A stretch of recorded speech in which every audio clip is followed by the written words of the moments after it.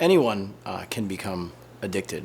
We've seen everybody from teenagers through the elderly, all races. They could be your brother, they could be your doctor, they could be anyone. You could be black, white, poor, rich. I don't care who you are. I don't care if you're 50, 60 years old, you can get addicted to it. We have people as young as 13, 14 years old injecting heroin. When we talk about something that affects 1 in 4 Pennsylvanians. Heroin is a major problem in Cambria County. We are ranked third by population in the state of Pennsylvania, and that's a number that we shouldn't be proud of. Well, I think for law enforcement, what's so hard is you can't define an addict anymore. It is all-encompassing. On the weekends, we partied, and from there, it progressed. From smoking marijuana and drinking on the weekends and having fun, it led me to try different substances and abuse different substances as life progressed. You know, and people assume that marijuana is a gateway drug because when you know where to purchase marijuana, when you know who's dealing marijuana, you also have the ability to know where you can purchase other things.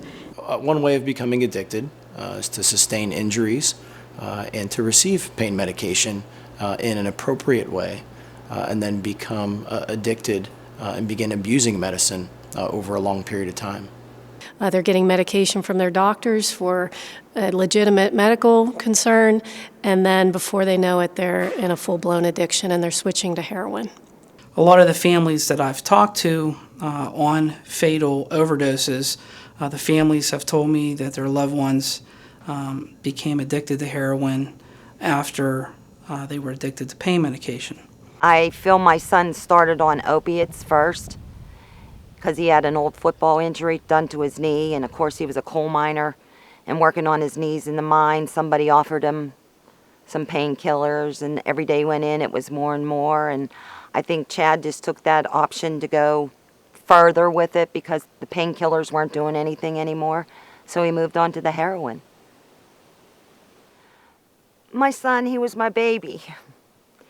He could walk into a room and just light it up.